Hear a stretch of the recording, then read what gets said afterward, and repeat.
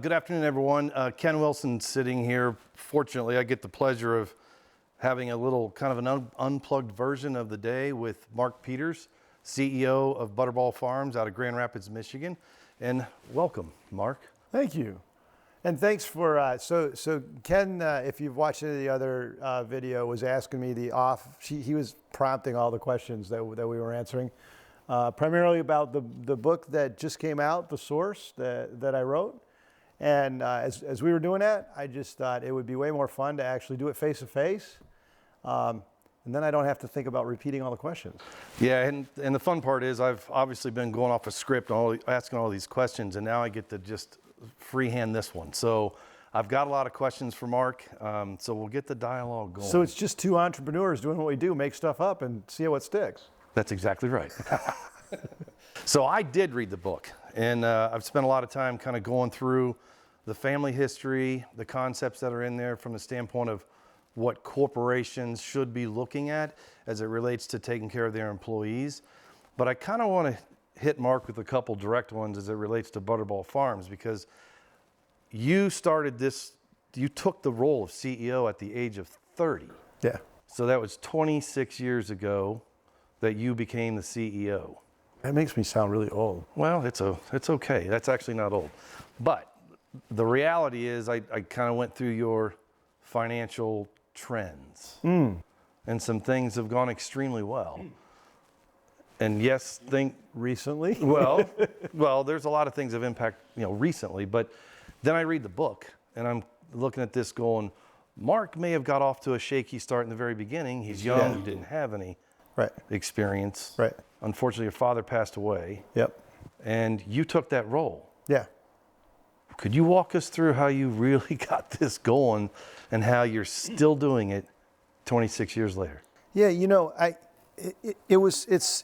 such a journey that unless you kind of live it, it's hard to compress it into a short, pithy answer. But I think like a lot of younger people, you're pretty idealistic, and I had this idealistic way that I wanted to, run our business and take care of our employees, and I just had I had an accounting degree, and I've come to the point where I said there's a big difference between having an accounting degree and having a finance degree, where I literally didn't know what the term cash flow meant.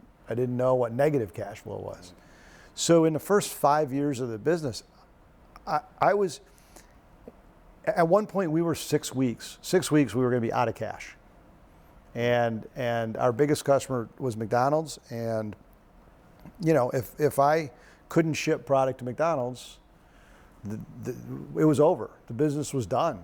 And I could see the timeline. And so I literally got to this point where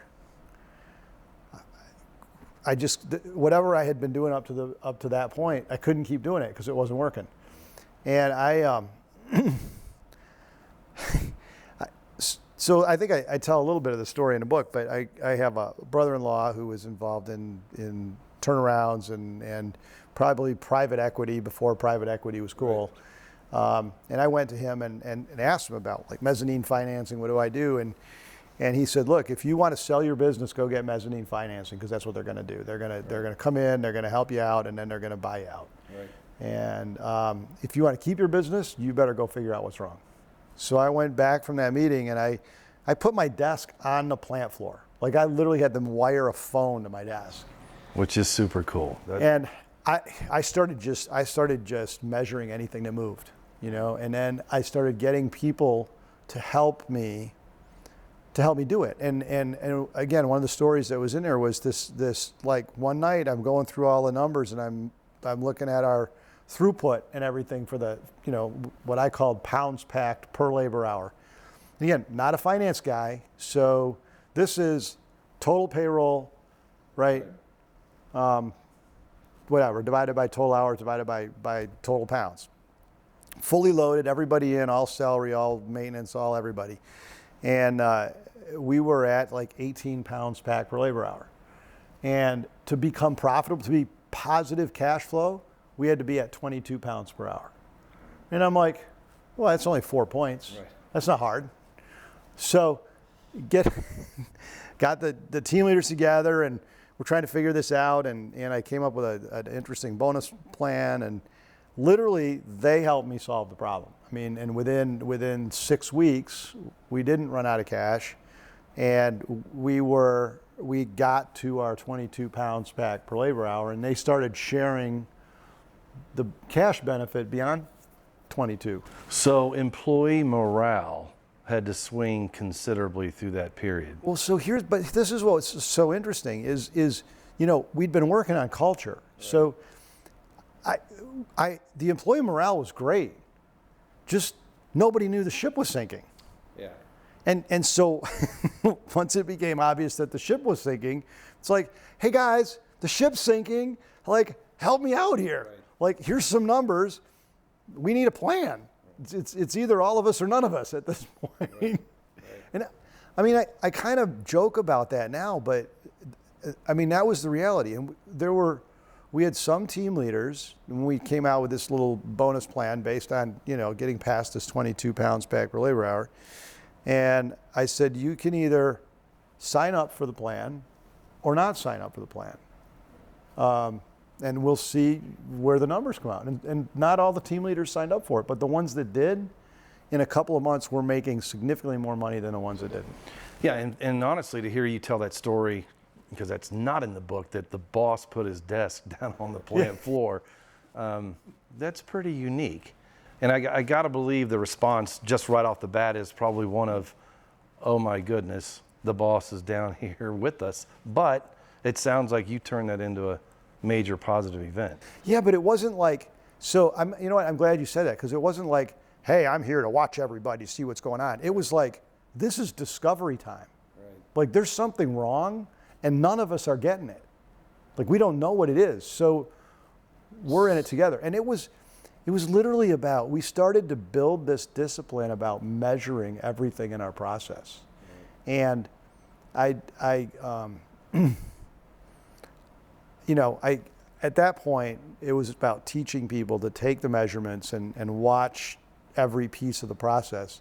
And I actually had people calling me every hour, because we were running 24 hours a day. Right. So I would set my alarm for 2 minutes after the hour. If I didn't get a phone call, I would call the plant. See, that's 1 brilliant. o'clock, 2 o'clock, 3 o'clock, right. 4 o'clock. Because what I wanted was to build a discipline of paying attention to what was going on in the process. But it wasn't to like scold anybody. It was like, we all need to learn how to do this. Well, again, correct me if I'm wrong. It sounds like you just created one big team and realigned the vision for everybody, no matter what their role was. But I think what I was, like I said, all this culture stuff that I did, we'd already done some of the team building, but then it was like an all hands on deck call, and everybody was already in. If I hadn't done some of that work, like going way back to the training room thing that I reference in the book, right. If I hadn't built that sort of level of trust and relationship, I could never have asked those team leaders to do what I asked them to do, because they never would have trusted me. Right. But this, again, correct me if I'm wrong, but it sounds like a pretty drastic difference from the way your father ran this business. Completely different, 180 degrees different. Describe that, if you would. Not to dig in too deep, but it's like this. I love this book because you tell the story, you talk about family, you took over, and you immediately, as a 30-year-old, started to make change. Oh, yeah. Which is kind of gutsy. Well, even like I talk about in the book, I was trying to make change, in my clandestine training room before my dad passed away. But, he was just very... I can give you two examples. One is when he passed away, the business was about $12.5 million in revenue. And he was running that business with his checkbook locked in his desk drawer. Yep. And I mean, literally, he wrote all the checks out by hand. No one else got to do it. Mm-hmm. And that's a lot of work. But he just didn't want to share information with people. And I said two examples. Oh, there was another guy that was like my peer. who my dad really liked, and his name was Steve, actually. And Steve and I would argue about a lot of things. And Steve said to me one day, he says, well, I see things the way your dad sees things. And I'm like, what do you mean by that? And he said, well, I would never ask anybody to do a job that I couldn't do myself. I'm like, you know what? I said, I think that's great.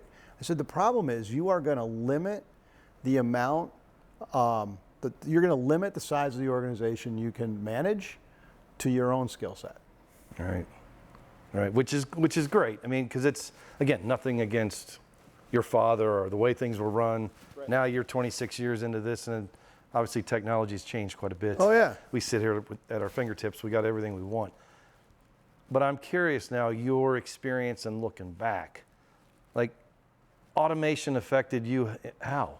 You know, you're a manufacturing plant, and this is, well, automation's impacted all of us, but it, you know.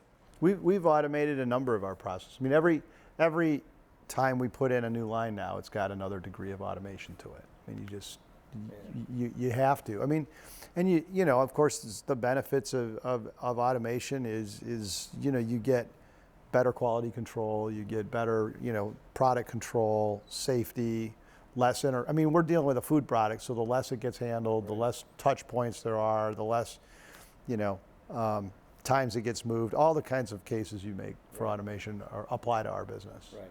So back to the book for a minute. You're big on the 3-cord rope.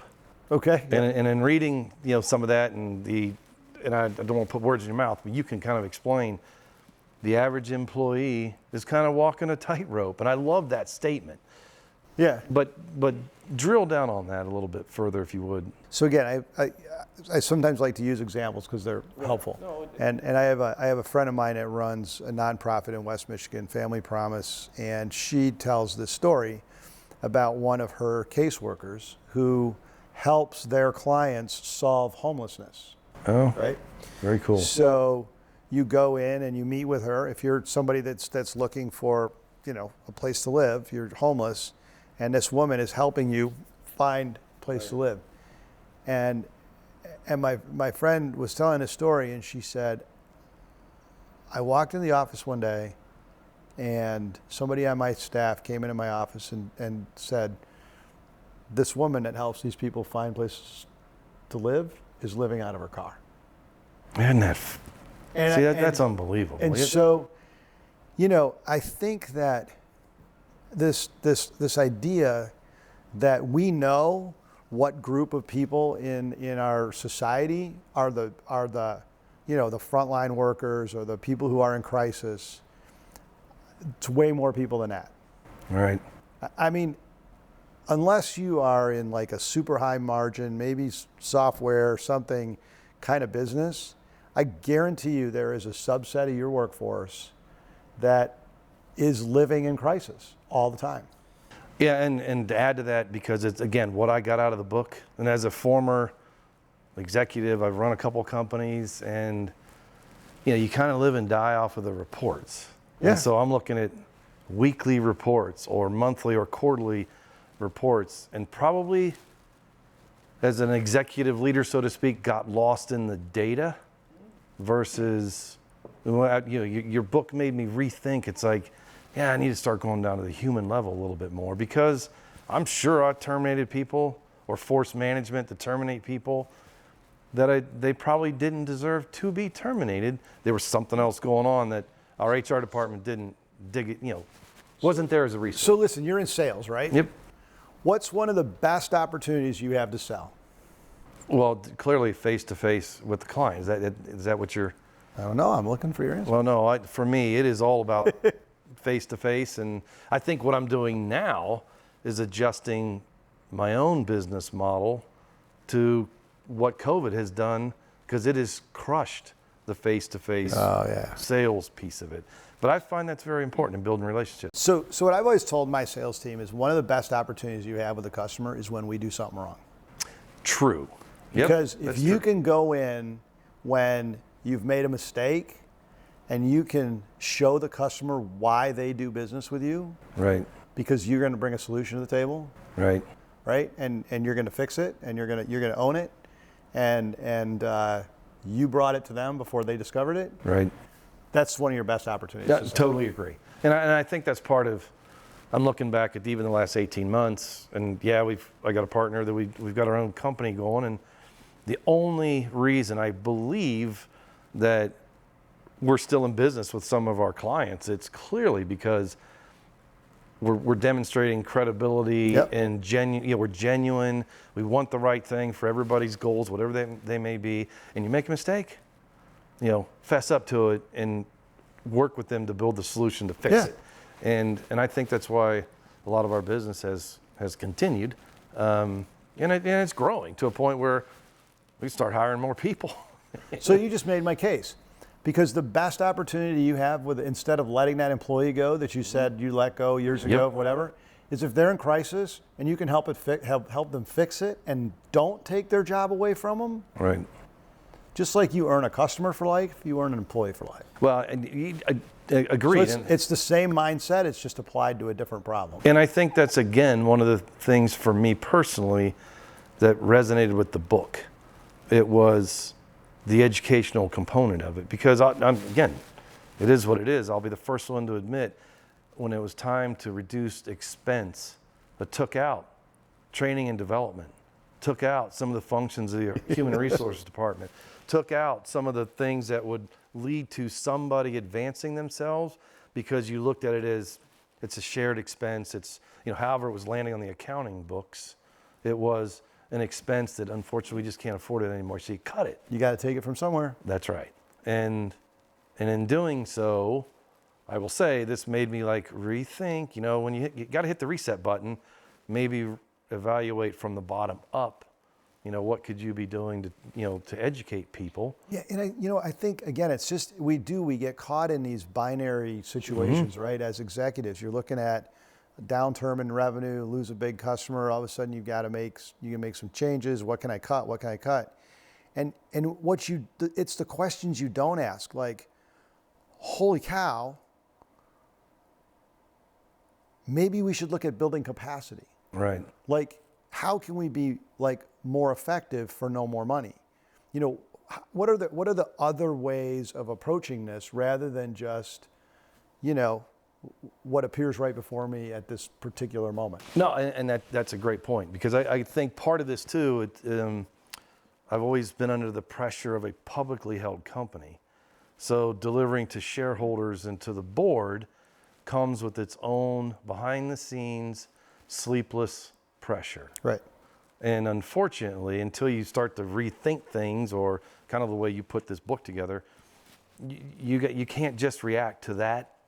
You need to kind of take 2 steps back and reevaluate the people who are actually doing the Right, work, right. day in and day out. And I do think that relative to the book, being in a privately held company or a closely held company or something along those lines, where you may be in a situation where you have a better opportunity to take a long-term view or a patient capital view. I think there are some business structures that don't allow the executives to take sort of a patient capital view of running the business. That's why I'm now in business for myself, which is the way I'm enjoying that piece of it. But again, so back to this as well, because I thoroughly enjoyed it. I highly recommend this for any business executive or it doesn't matter what level you're on in the business world. It's a good reset moment for those of us who have been out there for a while. And I think for somebody young getting into any form of management, this is a good way to look at how somebody else has done very well, with it. And it's highlighted some things that, frankly, I hate to say, 30 some years out of school and been in multiple executive positions, and I didn't think of some of those items as it relates to focusing in on employees and focusing on connecting to the community, and then the focus to education. And that to me was really, really rang clear. Yeah, and I think one of the things I was trying to accomplish with the book is, I think, again, we're sort of in this era of this polarization in our society. Business is bad and profit is bad and blah blah. And I think that understanding where you come from is kind of important, and businesses start because they're trying to solve some sort of a problem, whether it's a product problem or a service problem or a medical problem or whatever it is. The reason for coming into existence is usually to solve Right. some kind of a problem or fill some kind of a gap. And if you're good at it, then you do more of that, right? Right. And if you're really good at it, then you start having to hire people. Like you just were Right. talking about your business. You guys are getting some traction. You need to start hiring people. But your core competency isn't around hiring people. That is correct. Businesses do not form in order to be great employers. It's not in the DNA. Right. And so applying the problem solving skill set to the talent Right. the talent challenge is a great exercise for employers because it's not it's that whole skill transference, right? It's not that the skill set doesn't work over here, it's just that we don't think to apply it over here. Right. Well, and that again totally makes sense, and I think that's part of one of the key taglines, so to speak, that I enjoyed as I got to know you better and understanding, the outcome of the book. You use enrich lives. Can you explain that for everybody? Because it's I love what it stands for, but it's like I want to hear the Mark Peters definition of enrich lives.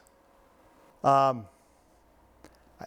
think it's like it's adding value. It's helping people be more successful, finding a different way of thinking about it. And again, for me, it's those little ahas. It's like we run the same play over and over again. And what is the definition of insanity? Doing the same thing over and over, expecting different results. It's like, hey, if you just change this one little thing, you're going to get a different result. Right. And then Right. somebody's like, oh, I never thought about that.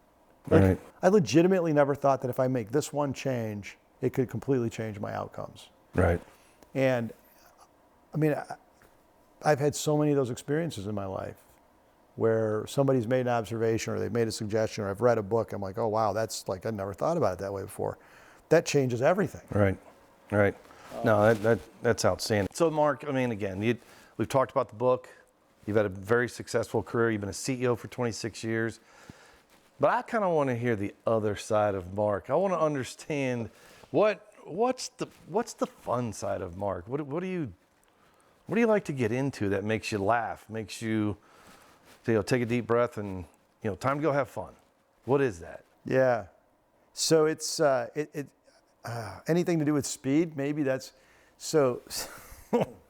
I like to water ski. I used to do a lot more than I have been doing recently. But I recently sold my ski boat to a friend of mine. I'm coaching his son. And you still get to use it, though. I still get to use it. That's the key. Yeah. I still get to use. Actually, I get to use it more because.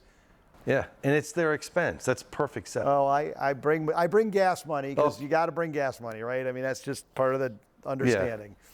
But I'm coaching their son on a little bit, and it's just so much fun to watch somebody like get the little things like body alignment and core alignment and water skiing. I mean, most sports, but is so key. And so like once I got his form corrected. Yep.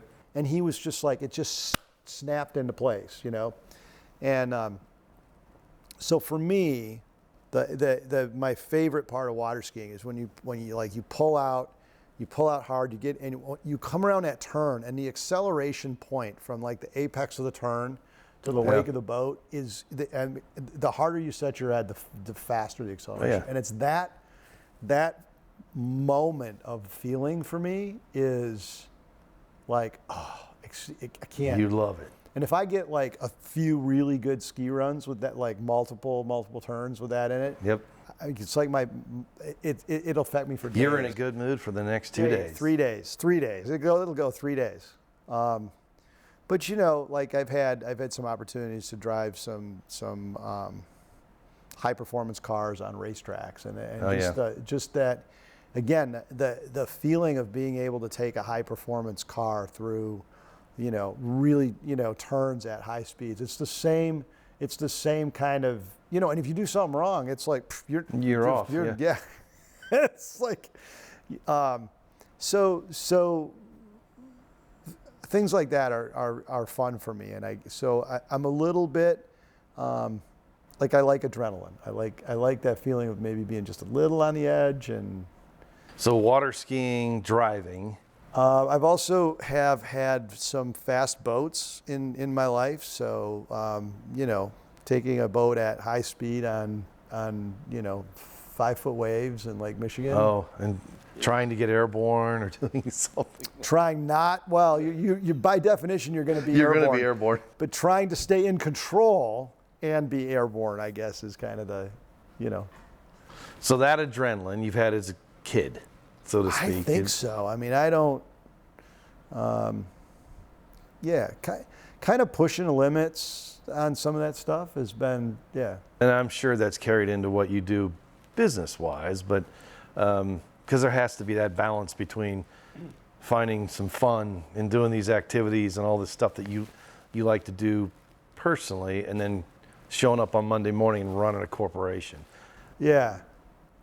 And you said, I think you said spent 27 years or 25 years or whatever of being, I don't like to do that math because it makes me feel. Well, I can lie and just say No, I'd say- 17. yeah, that'd be nice. Yeah. But I think I think you learn some things, right? You learn some patience. And I can remember, and this is not to my credit, but I can remember getting on a phone with a supplier one time, and I was like, there's nothing in my world that can't happen in 48 hours. Yeah. He calls somebody back in procurement and is like, is he for real? So I think I've calmed down a little bit, Right. and as the organization has gotten more complex, and I've sort of gotten better at getting lots of people involved in solving problems. There's a maturity that comes with some of that, but I used to play competitive racquetball, and that's just a very intense sport, and Yep. so I still sometimes need that, like, I can't piss anybody off, and I'm only endangering myself, so I'm going to go do this right now. Yeah, so there's definitely an edge of competitiveness to you. So Right. well, that's great. So speed, there's certain things you love to do. Obviously, running the company, but there's got to be another side to Mark Peters that people just don't know. And you've done the TEDx thing. You're out there on the web. You're the CEO of Butterball Farms. You got your professional picture on LinkedIn. Now you've just shared you've got this adrenaline junkie potential right there, but it's got to be more to Mark than. I think one of the things is I love being a dad, and I think that if people have, like, on my personal Facebook, I don't do a lot of posting, but I think you wouldn't know that I didn't love being a dad, but I don't. I've just always really cherished the time that I spend with my daughter. Yep. And it's kind of interesting. Having gone through a divorce a long time ago, I was kind of in a situation where the judge gave me my parenting time conditional on not hiring any like a nanny or any childcare. So I ended up in this rhythm of, having my daughter half the time and not being able to work. Right. And then, so again, these are the aha moments that I'm talking about, right? Very clear. And she's probably 4 at the time. We're out going for a walk. And in my mind, we're going to walk down to the end of the block, and we're going to walk back, and we're going to do it in 30 minutes. All right. We get out of the driveway, and she's like, Aunt. Really? And then I'm like, come on, let's go. Daddy, Aunt, look, Aunt. I'm like, and then I was like, why do I care if we make it to the end of the block? Right. So I get down on my knees, and I'm like, well, show me. And again, it That changed. is an aha moment. It changed my parenting style. Yep. That moment was like, I need to see the world through her eyes at this moment. Right. And we're so busy Uh, that being in the moment with somebody else, right. it's not what we do. And so I've really appreciated that part of parenting. And then of course, kids grow so fast, right? Right. I mean, so those couple of years, Yep. and what's in her world is very different than Right. ants on a sidewalk. Well, and obviously she's getting older, and as Right. all that continues to unfold for you, sounds like you two have a very special relationship. I'm very fortunate, super fortunate, yeah. And so why do you think that is? You've been doing something right. But And that you know, explanation of the ant scenario is a good one. But I think it's being intentional. Well, even when we started talking about, what are we going to do with this book, and we have this Right. idea of I3 leadership as an organization, and so it's like, okay, but we have the book, and we need to get it out Yep. and start getting some speaking engagements and doing that kind of thing. But it's good to know what the intention is, where we're going with it. Right. And I think when you are talking about whether it's your parenting or whether it's your business, you have to know you have to have an idea of where you're going. Right. And then you have to take steps to get there. So if you step back and say, hey, I want to be a good parent, great. Well, what does that mean?